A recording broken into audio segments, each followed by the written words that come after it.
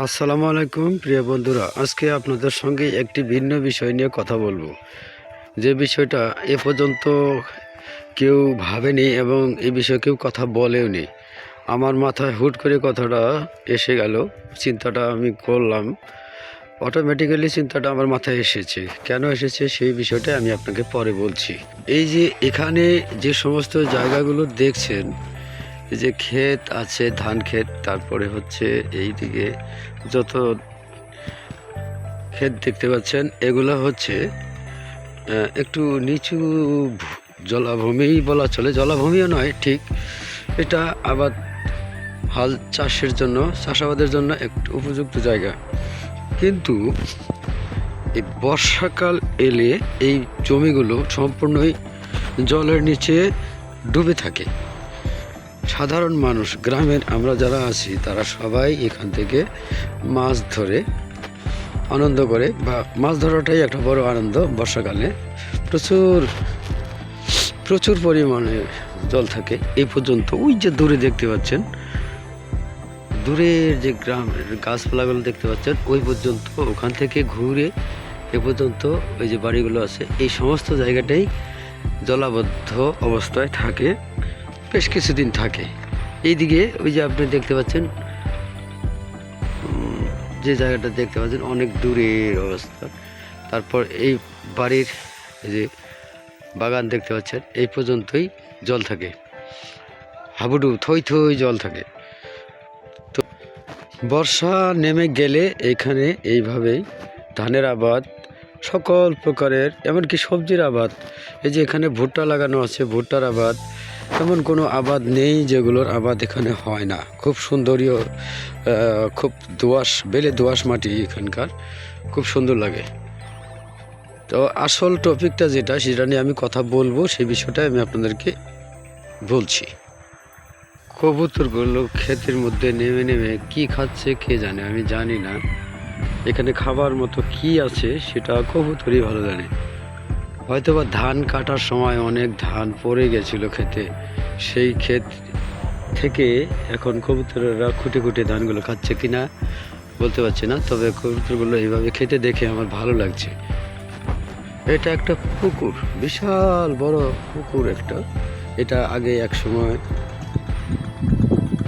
বিল ছিল, আমাদের এখানে বিল ছিল। বিল বলতে এই যে কথাটা আমি আপনাকে আগে থেকে বললাম আপনাদের সবাইকে, এই যে আমাদের এই দিকের সমস্ত জায়গা জলে একাকার থাকে, একটা সুন্দর একটা পরিবেশের মতো ছিল। এখন এটা হয়েছে কি, মানে যাদের জমি এখানে বেশি আছে তারা কি করছে, প্রত্যেকটা বিলে থেকে সবাই মাছ পুকুর আকারে চতুর্পাশে একটা বাঁধ তৈরি করে এখানে একটা পুকুর করে নিচ্ছে। এতে হচ্ছে কি কি হচ্ছে এটা আমি পরে বলি। আশা করি আপনারা আমার ভিডিওর সঙ্গে থাকবেন। আমি যে বিষয়টা বলতে চাই সেই বিষয়টা আপনারা একটু মনোযোগ দিয়ে শুনবেন। এখানে হয়, ধরুন যখন বিলটা সমস্তটা এরিয়ায় নিয়ে সমস্ত এলাকার মধ্যে একেবারে একটা বিলের আন্ডারে ছিল, তখন একটা পরিবেশ ছিল অন্যরকম। গ্রামের আশেপাশের যত লোকজন আছে তারা স্বাধীনভাবে এখানে মাছ শিকার করত, মাছ ধরে খেতে পারত।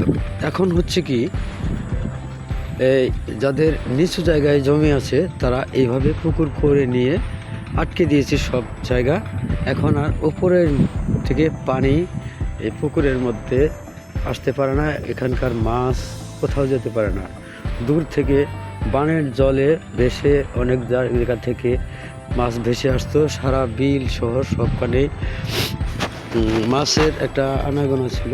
গ্রামের মানুষরা এখান থেকে মাছের অভাবটা পূরণ করতে পারত। কিন্তু দুঃখের বিষয় হলো, এখন প্রত্যেকটা জায়গায়, প্রত্যেকটা এরকম বিলে যার যার জায়গা আছে তারা যার যার মতো করে, নিজেদের মতো করে এইভাবে পুকুর তৈরি করে নিচ্ছে।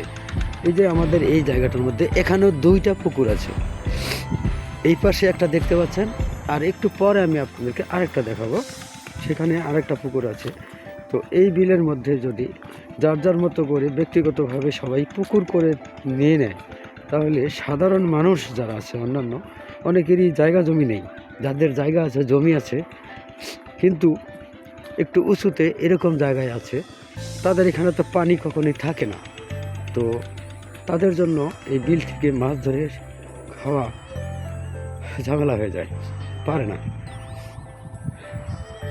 দেখতে পাচ্ছেন অনেক সুন্দর লাগছে না? এই যে এখন এই পুকুর থেকে পানি ছেঁচে তুলে ফেলা হচ্ছে, এর মধ্যে মাছ ধরা হবে এবং মাছ সম্পূর্ণ তুলে ফেলে আবার নতুন করে মাছ ছাড়া হবে। এখানে এই দেখতে পাচ্ছেন এখানে মেশিন লাগানো হয়েছে, এই মেশিন থেকে আপনার পানিগুলো সম্পূর্ণ শুকিয়ে যত মাছ আছে সবগুলো মাছ তুলে ফেলা হবে এখানে। আরেকটা পুকুরের কথা বলেছিলাম, পাশাপাশি মাঝখানে শুধু এই একটি রাস্তা। এভাবে ঘন ঘন পুকুর, এই পুকুর থাকার জন্য এখানকার মানুষ বা জন যারা আছে তারা কেউ এখান থেকে মাছ ধরার কেউ কোনো সুযোগ করতে পারে না। কিভাবে করবে? আমাদের অনেকেরই আছে যাদের বিলের মধ্যে কোনো জায়গা নেই, কোনো কিছু নেই, আমার মতো আমাদেরকে কিনে নিয়ে খেতে হবে। যদি এখানে এই রকম পুকুরের সিস্টেমটা কোনোখানে না থাকতো তাহলে হয়তো চারপাশ থেকে অনেকেই নিজের মতো করে মাছ ধরার একটা সুযোগ পেত। আর এইভাবে সাধারণ মানুষ যারা আছে তারা মাছ কিনতে গিয়ে হিমশিম খায়, কিনতে পারে না, কারণ অতিরিক্ত দামের কারণে অনেক সময় মাছ কেনা দুঃসাধ্য হয়ে পড়ছে। কিন্তু ব্যাপারটা আসলে একটা জটিল পর্যায়ে পড়ে গেছে আমাদের জন্য। সব জায়গায়, সব বিলে, সব মাছ ধরার যে জায়গাগুলো সেগুলো যদি এভাবে বন্ধ করে দেওয়া হয় সব জায়গায়, আমি শুধু এই একটি জায়গায় যে তা নয়, আমাদের আশেপাশে যত জায়গা আছে, যতগুলো এরকম বিল আছে, খুব ঘন ঘন বিল আছে, এরকম বিল অনেক জায়গায় আছে আমাদের এখানে। সবগুলো বিলের মধ্যেই আমি দেখেছি জাস্ট একই পর্যায়ে এইভাবে পুকুর তৈরি করে সব কিছু এক জায়গায় একীভূত, অর্থাৎ একটা গণ্ডির মধ্যে আটকে ফেলা হয়েছে অলরেডি হয়েছে।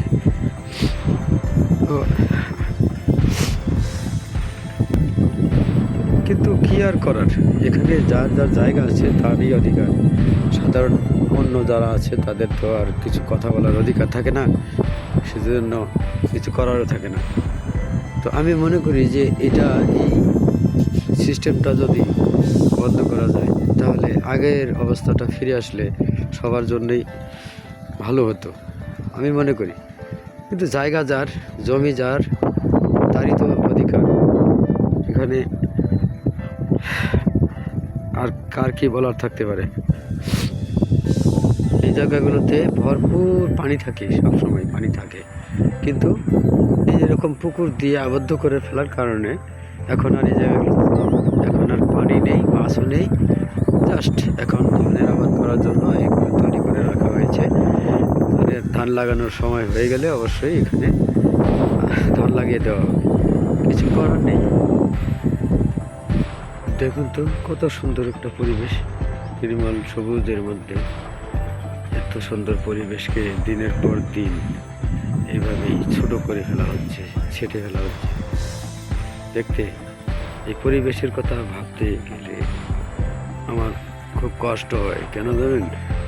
যারা পরিবেশের মধ্যে থেকে বড় হয়ে ওঠে তাদের কাছে পরিবেশের মূল্য অনেক। এই প্রকৃতি কিনতে পাওয়া যায় না, এই প্রকৃতিকে লালন পালন করতে হয়। হয়তো বা আমার কথা অনেকেই গুরুত্বের সঙ্গে নেবে না, তবে আমি যেটা মনে করি যে পরিবেশের উপর আমাদের একটু নির্ভরশীল হওয়া উচিত। পরিবেশের দেখাশোনার দায়িত্ব আমাদেরই, আর এটাকে যত্ন করে রাখা দেখা আমাদের প্রত্যেকেরই কর্তব্য। আপনারা এখানে নতুন একটা পাখি চোখে পড়লো। আমি অত দূরে হয়তো যেতে পারবো না পাখির কাছে, পাখিগুলো উড়ে যাবে।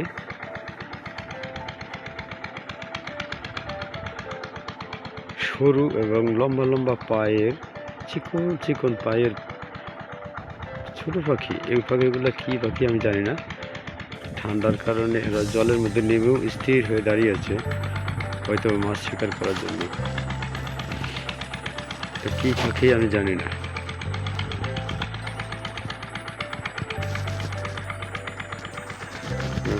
আরো একটু ঝুম করে দেখাবার চেষ্টা করতেছি পাখিগুলো কি, এগুলা বোঝা যায় না।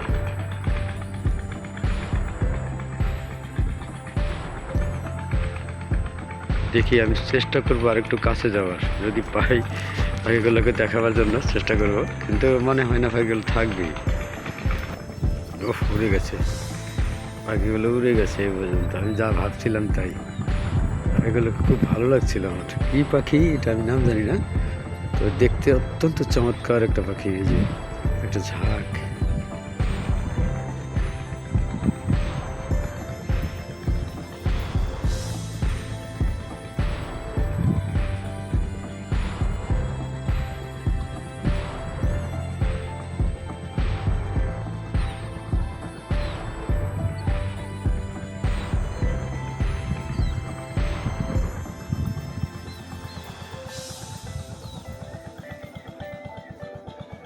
ওটা নামার জন্য আমি এখানে এসেছি জন্য ওরা নামার জায়গাটা পাচ্ছে না।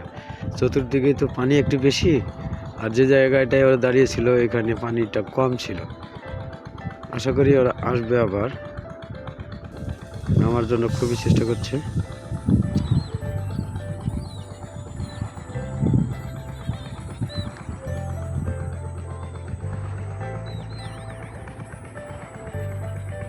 হয়তো এখন উড়েই যাবে। ঠিক আছে, আমি ওদের জায়গায় করে দিয়ে চলে যাচ্ছি, আমি নিজেই চলে যাচ্ছি ওরা খাবারের জোগাড় এবং ওরা এখানে আয়েশ করে ওদের কাজ ওরা ঠিক মতো করুক। বন্ধুরা, আমার ভিডিওটি যে টপিকের উপরে ছিল এই বিষয়ে আপনাদের কি মতামত অবশ্যই আমাকে কমেন্টের মাধ্যমে জানাবেন। এই বিষয়ে কথা অনেকেই বলে নাই, বলে না কেন জানি এটা। যাই হোক, কেউ না বললেও আমি বললাম। আপনাদের যদি এই ব্যাপারে কোনো মতামত থাকে অবশ্যই আমাকে কমেন্ট করে জানাবেন। আপনাদের একটি কমেন্ট আমার জন্য অনেক বড় অনুপ্রেরণা এবং আমার একটা উৎসাহ এবং সাহস। আমাকে ভিডিও বানাবার জন্য আমার একটা উৎসাহ তৈরি হয় যখন আপনারা কমেন্ট করে আমাকে সাহস জুগিয়ে দেন। তো ঠিক আছে, ভালো থাকবেন, সুস্থ থাকবেন, সকলের সুস্বাস্থ্য এবং দীর্ঘায়ু কামনা করে আজকের ভিডিওটি এখানে শেষ করে দিচ্ছি। আল্লাহ হাফেজ, ভালো থাকবেন সবাই।